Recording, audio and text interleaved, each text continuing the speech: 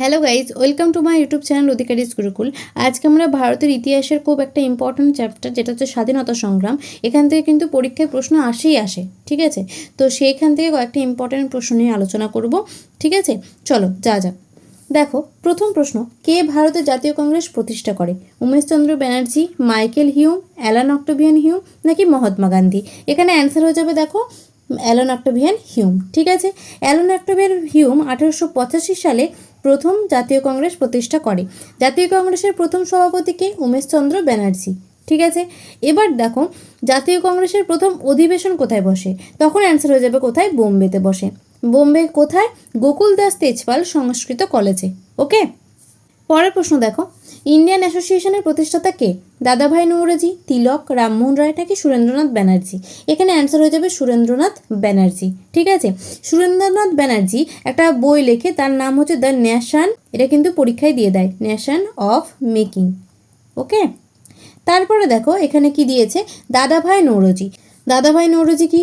Drain of wealth theory, অর্থাৎ কি?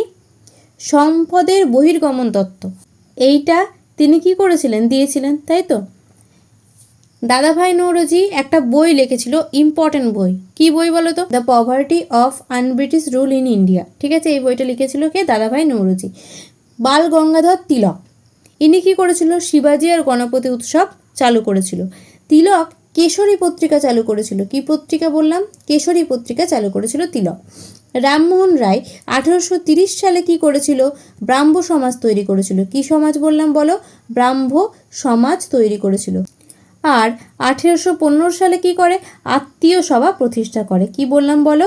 আত্মীয় সভা প্রতিষ্ঠা করে কিন্তু কে? রামমোহন রায়। এই প্রশ্নগুলো যেগুলো আমি করাচ্ছি সেগুলো সব ইম্পর্টেন্ট। ওকে, পরের প্রশ্ন দেখো, বঙ্গভঙ্গ কবে কার্যকরী হয়? 15ই আগস্ট 1905, 16ই অক্টোবর 1905, 15ই সেপ্টেম্বর 1905, 16ই নভেম্বর 1905। এখানে অ্যান্সার হয়ে যাবে কি বলো? 16ই অক্টোবর 1905। ঠিক আছে, বঙ্গভঙ্গ কার্যকরী হয়। বঙ্গভঙ্গ রদ হয় কবে? 1911 সালে। কতই ডিসেম্বর বলো? 19শে ডিসেম্বর। ঠিক আছে, বঙ্গভঙ্গ রদ হয়। এবার দেখো, বঙ্গভঙ্গ সম্পর্কে কয়েকটা জিনিস আমরা জেনে নিই। বঙ্গভঙ্গের সময় কে ছিল? লর্ড কার্জন ছিল। কে ছিল? লর্ড কার্জন ছিল অধিকারী। ঠিক আছে, তারপরে দেখো, এই বঙ্গভঙ্গ রদ করার জন্যই একটা পদক্ষেপ কে নিয়েছিল? রবীন্দ্রনাথ ঠাকুর, রাখি বন্ধন উৎসব পালনের মাধ্যমে। ওকে, চলো পরের প্রশ্নে যাওয়া যাক। কে নরমপন্থী ছিলেন না? বিপিন চন্দ্র পাল, ফিরোজ শাহ মেহতা, সুরেন্দ্রনাথ ব্যানার্জি নাকি গোপালকৃষ্ণ গোখলে? দেখো, ফিরোজ শাহ মেহতা, সুরেন্দ্রনাথ ব্যানার্জি আর গোপালকৃষ্ণ গোখলে, এরা তিনজনেই ছিল হচ্ছে নরমপন্থী। ঠিক আছে, এরা তিনজনেই কি ছিল? নরমপন্থী। আর এর সাথে কে ছিল? আর ছিল দাদাভাই নৌরোজি। ঠিক আছে, দাদাভাই নৌরোজিও ছিল কি? নরমপন্থী। কিন্তু এই বিপিন চন্দ্র পাল, লালা রাজপথ রায়, ঠিক আছে, লালা রাজপথ রায়, তারপরে তিলক, ঠিক আছে, এরা কে ছিল? এরা ছিল চরমপন্থী। ওকে, তাহলে বিপিন চন্দ্র পাল এখানে কি হয়ে যাবে? চরমপন্থী নেতা। ওকে, পরের প্রশ্ন দেখো, অল ইন্ডিয়া মুসলিম লীগ প্রতিষ্ঠিত হয় লাহোরে, ঢাকাতে, আলিগড়ে নাকি লখনৌতে? এখানে অ্যান্সার হয়ে যাবে ঢাকাতে। কত সালে? 1906 সালে অল ইন্ডিয়া মুসলিম লীগ কার নেতৃত্বে তৈরি হয়? আগা খাঁর নেতৃত্বে। কার নেতৃত্বে বললাম বলো? আগা খাঁর নেতৃত্বে। পরের প্রশ্ন দেখো, কে ইনকলাব জিন্দাবাদ স্লোগানটা দিয়েছিল? গান্ধী, সুভাষচন্দ্র বোস, ভগৎ সিং নাকি উধম সিং? এখানে অ্যান্সার হয়ে যাবে, দেখো, ভগৎ সিং। ঠিক আছে, ভগৎ সিং 1929 সালে লাহোর কনস্পিরেসিতে অভিযুক্ত হয়। ঠিক আছে, দিয়ে ভগৎ সিংয়ের ফাঁসি হয়। এবার দেখো গান্ধীজি। গান্ধীজি কি স্লোগান দিয়েছিল? ডু অর ডাই, তাই তো, অর্থাৎ করেঙ্গে ইয়া মরেঙ্গে। সুভাষচন্দ্র বোস কি বলেছিল? তোমরা আমাকে রক্ত দাও, আমি তোমাকে স্বাধীনতা দেবো। আর কি বলেছিল? দিল্লি চলো বলেছিল। ওকে, পরের প্রশ্ন দেখো, গদর আন্দোলনের প্রবর্তক কে? তিলক, লালা হংসরাজ, লালা হরদয়াল নাকি অজিত সিং? এখানে কি হয়ে যাবে? লালা হরদয়াল। গদর আন্দোলন কত সালে হয়েছিল? 1913 সালে। কোথায় হয়েছিল? কোথায় হয়েছিল? তখন অ্যান্সার হয়ে যাবে কি? আমেরিকার সান ফ্রান্সিসকোতে। ঠিক আছে, গদর আন্দোলন হয়েছিল। গদর শব্দের অর্থ কি? অনেক সময় দিয়ে দেয়। এখানে অ্যান্সার কি হয়ে যাবে বলো? বিপ্লব। ঠিক আছে, কোনো জায়গায় যদি বিপ্লব অপশন না থাকে তাহলে বিদ্রোহ হবে।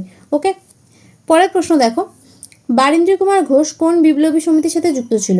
অনুশীলন সমিতি, স্বদেশ বান্ধব সমিতি, যুগান্তর দল নাকি ঢাকা অনুশীলন সমিতি? এখানে হয়ে যাবে দেখো যুগান্তর দল। বারীন্দ্র কুমার ঘোষ আর ভূপেন্দ্রনাথ দত্ত এরা কিন্তু দুজনাই যুগান্তর দলের সাথে যুক্ত ছিল। কত সালে এটা? 1906 সালে। ঠিক আছে। অনুশীলন সমিতি 1902 সালে তৈরি হয়েছিল।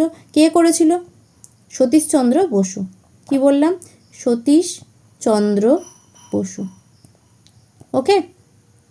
আর কে ছিল? আর ছিল প্রমথনাথ মিত্র। প্রমথনাথ মিত্র। স্বদেশ বান্ধব সমিতি এটা কত সালে তৈরি হয়েছিল? এটাও তৈরি হয়েছিল 1906 সালে। কে করেছিল? অশ্বিনী কুমার দত্ত। কি বললাম? অশ্বিনী কুমার দত্ত। ওকে। তারপরে দেখো ঢাকা অনুশীলন সমিতি এটা কত সালে? এটাও 1906 সালে। কে তৈরি করেছিল? পুলিন বিহারী দাস। পুলিন বিহারী দাস। এগুলো কিন্তু সব ইম্পর্টেন্ট প্রশ্ন। পরের প্রশ্ন দেখো, রাওলাট আইন কত সালে প্রণীত হয়? 1927, 1919, 1920 নাকি 1830? এখানে অ্যান্সার হয়ে যাবে দেখো 1919। রাওলাট আইনকে কি বলা হয়? কালা অ্যাক্টও বলা হয়। ঠিক আছে, বা কালা আইন। এবার দেখো 1919 সালে আরও কয়েকটা ইম্পর্টেন্ট জিনিস হয়েছিল। কি কি হয়েছিল বলো তো? খিলাফত আন্দোলন হয়েছিল, তাই তো? খিলাফত আন্দোলন হয়েছিল। তারপরে মন্টেগু চেমসফোর্ড সংস্কার হয়েছিল, তাই তো? মন্টেগু চেমসফোর্ড সংস্কার হয়েছিল। এবার দেখো 1920 সালে কি হয়েছিল? 1920 সালে AITUC তৈরি করেছিল কে? লালা লাজপত রায়। ঠিক আছে, AITUC অর্থাৎ all India trade union Congress তৈরি হয়েছিল। 1830 সালে ব্রাহ্ম সমাজ তৈরি করেছিল কে? রাজা রামমোহন রায়। 1927 সালে কী হয়েছিল? সাইমন কমিশন নিযুক্ত হয়েছিল। আর সাইমন কমিশন ভারতে যদি এসেছিল কবে বলে, তাহলে হয়ে যাবে কত? 1928। ওকে। পরের প্রশ্ন দেখো, কোন সংবাদপত্রে বয়কট সর্বপ্রথম ঘোষিত হয়? সঞ্জীবনী, যুগান্তর, হিতবাদী নাকি অমৃতবাজার পত্রিকা? এখানে অ্যান্সার হয়ে যাবে সঞ্জীবনী পত্রিকা। সঞ্জীবনী পত্রিকা কার? কৃষ্ণকুমার মিত্রের। ঠিক আছে, কৃষ্ণ কুমার মিত্র। যুগান্তর তো বললাম, বারীন্দ্র কুমার ঘোষ আর ভূপেন্দ্রনাথ দত্ত। হিতবাদী পত্রিকা কে তৈরি করেছিল? তখন অ্যান্সার হয়ে যাবে কি? কালীপ্রসন্ন কাব্য বিশারদ। ঠিক আছে। অমৃতবাজার পত্রিকা কার? শিশির কুমার ঘোষের। ঠিক আছে, শিশির কুমার ঘোষ। ঠিক আছে, অমৃতবাজার পত্রিকা। তারপরে দেখো চৌরি চৌরা ঘটনা কত সালে ঘটে? 1930, 1917, 1922, 1920। এখানে অ্যান্সার হয়ে যাবে কত? 1922। এই চৌরি চৌরা ঘটনার পরই কিন্তু আমাদের রবীন্দ্রনাথ ঠাকুর নাইট উপাধি ত্যাগ করে। ঠিক আছে। এবার দেখো 1930 সালে কি হয়েছিল? 1930 সালে হয়েছিল আইন অমান্য আন্দোলন, তাই তো? আইন অমান্য আন্দোলন হয়েছিল, অর্থাৎ ডান্ডি মার্চ। ডান্ডি মার্চ শুরু হয়। তারপরে 1917 সালে কি হয়েছিল দেখো? চম্পারণ সত্যাগ্রহ। গান্ধীজির প্রথম সত্যাগ্রহ হচ্ছে চম্পারণ সত্যাগ্রহ, তাই তো? তারপরে দেখো 1920 সালে কি হয়েছিল দেখো? অসহযোগ আন্দোলন হয়েছিল, তাই তো? অসহযোগ আন্দোলন হয়েছিল 1920 সালে। পরের প্রশ্ন দেখো, নিচের কোন সংবাদপত্রের সাথে জওহরলাল নেহরু যুক্ত? মিরাটুল আকবর, অমৃতবাজার, ন্যাশনাল হেরাল্ড নাকি সুলভ সমাচার? এখানে কি হয়ে যাবে? National Herald. এটার সাথে কে যুক্ত? জওহরলাল নেহরু যুক্ত। ওকে। তারপরে দেখো মিরাটুল আকবর, এটার সম্পাদক কে ছিল? এটার সম্পাদক ছিল রাজা রামমোহন রায়। কি বললাম? রাজা রামমোহন রায়। ঠিক আছে, রামমোহন রায়। তারপরে দেখো অমৃতবাজার, অমৃতবাজার তো বললামই, শিশির কুমার ঘোষ। সুলভ সমাচার, এটার সাথে কে যুক্ত ছিল? কেশবচন্দ্র সেন। কি বললাম বলো? কেশবচন্দ্র সেন। পরের প্রশ্ন দেখো, ক্রিপস মিশন কবে ভারতে আসে? 1942, 1919, 1927 নাকি 1946? ক্রিপস মিশন কবে ভারতে আসে? ক্রিপস মিশন যদি বলে তাহলে এখানে অ্যান্সার হয়ে যাবে 1942। যদি এখানে বলতো ক্যাবিনেট মিশন তখন হয়ে যেত 1946। ঠিক আছে, ক্যাবিনেট মিশন যদি বলতো তাহলে 1946। আর 1927 বললাম আমি সাইমন কমিশন, তাই তো? Simon commission. এবার দেখো ক্রিপস মিশনের নেতা কে ছিল? স্যার স্ট্যাফোর্ড ক্রিপস ছিল। ঠিক আছে। 1919 সালে কি বললাম? রাওলাট অ্যাক্ট, খিলাফত আন্দোলন, তাই তো? এইগুলো হয়েছিল। পরের প্রশ্ন দেখো, নেতাজি আইনের দায়িত্ব আনুষ্ঠানিকভাবে কবে গ্রহণ করে? 1945, 1946, 1943, 1942? এখানে অ্যান্সার হয়ে যাবে 1943। ঠিক আছে। আইএনএটা কার?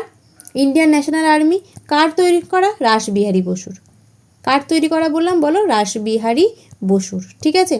তারপরে তিনি 1943 সালে এটা সুভাষচন্দ্র বসুকে দিয়ে দেয়, আর সুভাষচন্দ্র বসু আনুষ্ঠানিকভাবে নেয় এটা 1943 সালে। তারপরে এটা দায়িত্বভার কে গ্রহণ করে আনুষ্ঠানিকভাবে? নেতাজি।